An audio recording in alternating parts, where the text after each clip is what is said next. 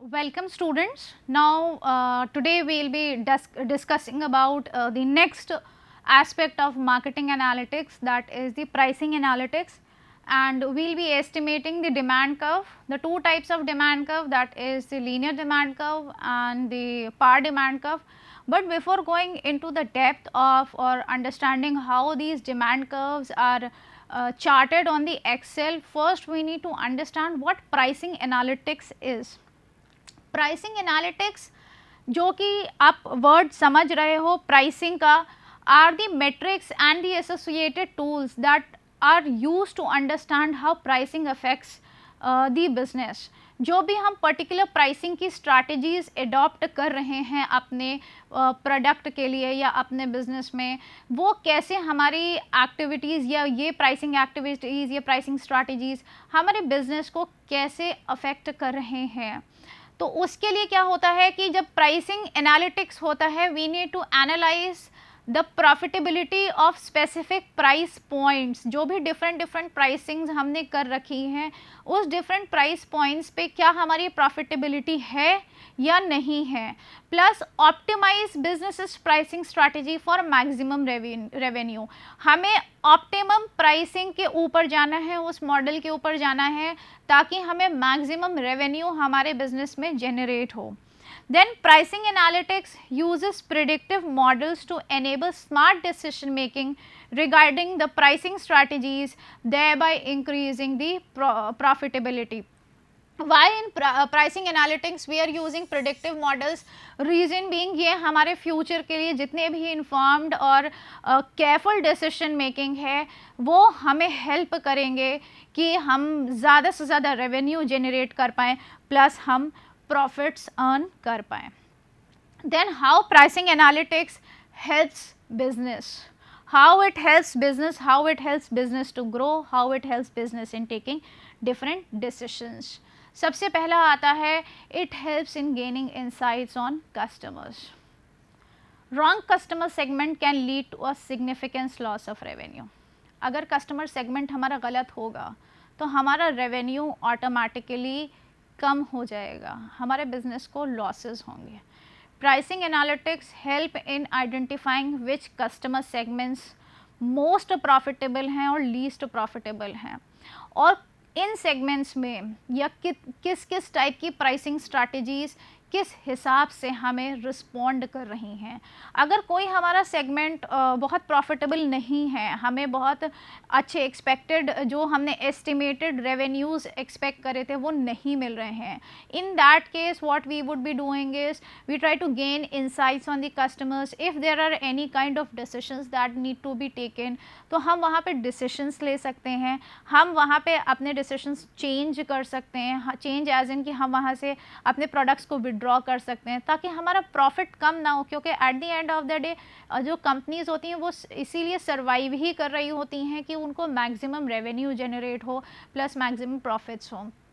Plus aligning the pricing with the customer segments increase both revenue and profit, keeping customers happy and helping reduce churn. हमारा ultimate M भी यही होता है कि हमारा customer satisfied हो और हमारा कस्टमर्स जाए नहीं, ये बहुत इंपॉर्टेंट होता है. तो this price analytics even helps in gaining insights on customers. Then optimise pricing for value. Most of the business rely on the concept of sounds about right pricing method, but decision based on data gets much closer to value based pricing. जो worth है उसके हिसाब से हमारा होना चाहिए, because the data that we collect enables or helps in quickly comprehending which customers are likely to buy and how exactly they value the solutions to their problems. अगर हम यही नहीं समझ पा रहे हैं कि हमारा कस्टमर कौन सा कस्टमर क्या ख़रीदना चाह रहा है, वो किस हिसाब से हम उसके सॉल्यूशंस को समझ रहे हैं, तब तक के मतलब कि ये डेटा हमको समझने में बहुत हेल्प करता है. And this is how price analytics work.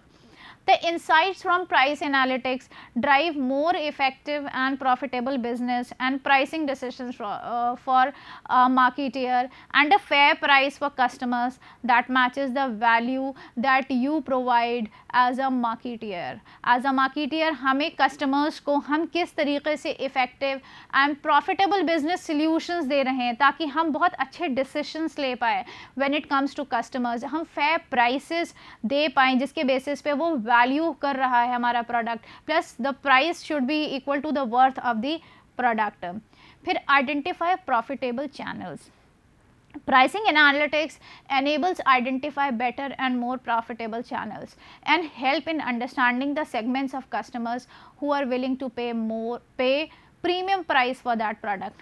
For example हमने प्रॉफिटेबल चैनल्स की बात करी, अगर हमें चैनल्स प्रॉफिटेबल, जो चैनल नहीं है हमारा प्रॉफिटेबल, हम क्यों उस चैनल के ऊपर जाके पीपल सेल्स फोर्स अपनी के ऊपर हम इन्वेस्ट करेंगे या हम अपने रिसोर्सेज इन्वेस्ट करेंगे. We would rather divest from that particular channel which is incurring losses, which are not gaining profits, to some other channel which is helping in gain more profits. And help in understanding the segments of customers, हमें वो भी segment पता चल जाता है जो कि आपको premium price for that particular pay करना चाह रहा है. For example, videos on the YouTube brings very few leads, right, but वो बहुत अच्छी लीड्स होती हैं, वो हमको ज़्यादा अर्न करने में हेल्प कर रही हैं as compare to any written content. Then what can we do is, then we can at least invest more aggressively on the YouTube content because यहाँ पे हमें ज़्यादा हम अर्न कर पाएंगे. Even though the customer acquisition cost might end up bit higher, but they are valuing are premium pricing and they are able to they are generating profits. This is how basically they are helping or the pricing analytics is helping the business. Then comes the plan promotions. Pricing promotion needs to be carefully planned for the most optimal time to acquire the most number of customers. Predictive analytics again helps in keeping an eye on the market, waiting for the perfect time to dive in with the promotional campaigns. हमें predict करता है, keeps an eye. Analytics की बात हो, predictive analytics होगा, marketing analytics है, pricing analytics उसका component है, तो हमें उसके थ्रू ही पता चल जाता है कि कौन सा ऐसा टाइम है, राइट टाइम पे हम डाइव इन करेंगे प्रमोशनल कैंपेन में ताकि हम मैक्सिमम प्रॉफिट्स को अर्न कर पाएँ. Most pricing tools also calculates price elasticity in real time and predict revenue at different price points. Then there are few important pricing metrics that need to be understood when we are talking about pricing analytics. First is willingness to pay, also known as price sensitivity. It is the maximum amount a customer is prepared to pay for the product or service. ये बहुत important है. अगर customer पे ही नहीं करना चाह रहा है हमारे प्रोडक्ट के लिए तो हमें कैसे पता चलेगा. तो प्राइस सेंसिटिविटी और विलिंगनेस टू पे, WTP, एक इम्पॉर्टेंट कंपोनेंट होता है प्राइसिंग स्ट्रैटेजी का. जब तक हम इसको नहीं समझेंगे, will not be able to go into a better product development or augmented product. It has been according to the study that was conducted at Harvard Business School, it revealed that 1% improvement in pricing can improve the revenue by 11%. तो कितना एक customer पे करना चाह रहा है एक particular product के लिए या सर्विस के लिए, इसकी इंफॉर्मेशन होना बहुत ज़रूरी है, क्योंकि उसी हिसाब से आप प्राइसिंग चार्ज करोगे, उसी के हिसाब से आपका रेवेन्यू अर्न होगा. Then comes the feature value, that this is another metric in the pricing analytics, also known as relative preference analysis. Measures which features are more or less important to customers as compared to or relatively compared to the other features. ये बहुत important factor, willingness to पे, features, relative preference analysis, हम किसके ऊपर ज़्यादा preference दे रहे हैं, कौन सा फीचर हमारे लिए ज़्यादा इंपॉर्टेंट है, कौन सा फीचर हमारे लिए कम इम्पॉर्टेंट है. देन एवरेज रेवेन्यू पर यूज़र. एवरेज रेवेन्यू पर user is the measure of revenue generated each month from each user. एक पर्टिकुलर यूज़र से हम हर महीने कितना रेवेन्यू जनरेट कर रहे हैं. ये हम बेसिकली कैलकुलेट कैसे करते हैं, total of marginal revenue generated which is divided by total number of customers. The higher the average revenue per user, the better the chances that the company is able to extract more cash in future. Then customer acquisition cost and lifetime value. The customer lifetime value to customer acquisition, ये basically measure करता है relationship between the lifetime value of a customer and the cost of acquiring that customer. एक customer हमारे product में कितने duration तक के रुका, प्लस उसको acquire करने में कितना टाइम, कितना amount लगा, टाइम डिवाइडेड बाय अमाउंट, इसके थ्रू हम कैलकुलेट, हम यहाँ पे रिलेशनशिप पता लगाते हैं. And this is basically computed by dividing life time value which is divided by customer acquisition cost. This helps in signaling or giving signals of customer profitability, of sales and market efficiency. Now comes the next step, that is how do you set the prices. जब हमने पता लगा लिया pricing analytics में pricing analytics होता क्या है, क्यों important होता है, different metrics that are involved, it is very important to understand what are the steps or the criteria that are considered while setting the price, या क्या policies हम follow करते हैं. सबसे पहले important है select the pricing objectives.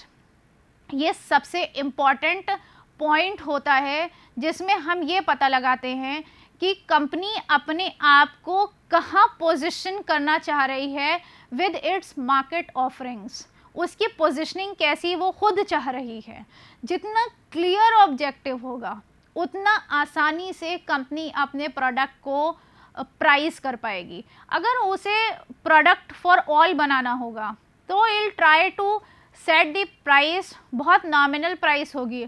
अगर वो एलीट या प्रीमियम कस्टमर्स के लिए जाना चाह रही है, वो निश मार्केट में जाना चाह रही है, तो उसी हिसाब से वो अपने प्रोडक्ट की प्राइसिंग करेगी. There are few objectives that are being followed, like survival के लिए वो है, वो मैक्सिमम करंट प्रॉफिट अर्न करना चाह रही है, मैक्सिमम मार्केट शेयर अर्न करना चाह रही है, मैक्सिमम मार्केट स्किमिंग पे जाना चाह रही है, प्लस या प्रोडक्ट क्वालिटी लीडरशिप पे फोकस कर रही है. Depending, these are amongst the few objectives that are being considered while selecting the pricing objective. Then comes determining the demand. This is the second. Each price leads to different level of demand and can have impact on company's marketing objective. There is always the inverse relationship between the price and the demand. जितना ज़्यादा price होगा उतना lower demand होगा, जितना कम price होगा उतना ज़्यादा demand होगा. तो most companies attempt to measure their curves using अपना वो जो मार्केट डिमांड कर्व होता है, using surveys, statistical analysis etcetera वो फॉलो करती हैं, जिसमें वो अपने मार्केट डिमांड कर्व को एस्टिमेट करती हैं, डिपेंडिंग अगेन कि what exactly they are wanting. Then coming estimating cost, वो क्या determining the price of a product should estimate the different cost of a product, fixed cost, variable cost, activity based costing, target rate costing, depending on कि वो किस type की cost को estimate करना चाह रही हैं या क्या डिटरमाइन करना चाहती हैं. Analysing competitors cost, prices and offers. Firms basically benchmark its price against its competitors. No organisation और नो फर्म और no product can survive without setting the price, seeing or considering the price of the competitors. Learn about the quality of the competitors offering, learn about the competitors cost ये सारी चीज़ें हमें analyse करना बहुत important होती है competitors perspective से। उसी के बेस पे हम compete कर पाएंगे, उसी के बेस पे हम competitive advantage मार्केट में गेन कर पाएंगे। Then selecting a pricing method, there are various pricing methods that are being available depending again कि हमें क्या अप्रोच फॉलो करना है, हमें किस हिसाब से जाना है मार्केट में, उस हिसाब से हम जो है प्रॉपर प्राइसिंग मेथड यूज़ करेंगे। मार्कअप प्राइसिंग यानी कि 20% markup, for instance target return pricing, this is based on return on investment. perceived value pricing, that is buyer's perception of the product is key, not to cost what the product worth is, to the customer sets the consumer sets the price. Value pricing more for less philosophy वाला ये सब everyday low pricing type की, उनको कम से कम में ज़्यादा सामान मिल जाए। Going rate pricing, what everyone is charging उसके हिसाब से। Auction type pricing, companies bid prices to get a job, यहाँ पे बिडिंग होती है, ऑक्शनिंग होती है, उसके बेसिस पे वो प्राइस सेट करते हैं। Selecting the final price, pricing methods narrow the range from which the company must select its price. In selecting that price, company must consider additional factors. कुछ और additional factors होते हैं वो consider होते हैं, that is the impact of marketing activities, company pricing policies, gain and risk sharing prices, impact of price on other parties. Now once we have understood the various steps that are being followed while determining the prices, now let us go ahead into estimating the demand curves. तो सबसे पहले when estimating the demand curve, we need to know what demand curve basically shows. Demand curve describes how many units of the product the market demands for every possible price points. यहाँ पे जो demand curve हमने दिखाया है आपको, ये एक graph के फॉर्म में विच इज़ ऑलरेडी मेड, यहाँ पे हमने मार्केट डिमांड को कंसिडर किया है, ना कि इंडिविजुअल डिमांड को कंसिडर किया है। Market demand that is the summation of all the individual customers और the head counts, not the individual. यहाँ पे क्वांटिटी डिमांडेड पर पीरियड हमने एक्स एक्सिस में ली है, प्राइस हमने वाई एक्सिस पे लिया है, एंड देन कम प्राइस पे आप देख सकते हैं ज़्यादा डिमांड है, then as compare to higher price पे लो डिमांड है, and when we plot this we get a straight line. Then estimating best price, दो चीज़ें हमें कंसिडर करनी है जब हम एस्टिमेट करते हैं बेस्ट प्राइस को। Variable cost to produce 1 unit of product, हमें वेरिएबल कॉस्ट पता लगानी है एक यूनिट ऑफ प्रोडक्ट को प्रोड्यूस करने के लिए, और प्रोडक्ट्स की डिमांड कर्व क्या है, plus cost of goods, variable cost to produce 1 unit of goods, P stands for price charged for 1 unit of product, demand for P, customer demand in unit of product at price P, जो हम profit margin लेते हैं, that is profit margin per unit minus cost of goods sold into cost of goods into demand, that is the demand for the product. This is how we basically estimate the best price. उसके बाद आता है price elasticity, ये भी एक बहुत important concept है जिसको हमें समझने की ज़रूरत है। प्राइस इलास्टिसिटी क्या होती है, डिमांड कैसे फ्लक्चुएट हो रही है, चेंज हो रही है प्राइस के चेंज होने पे, ये हम प्राइस इलास्टिसिटी में समझते हैं।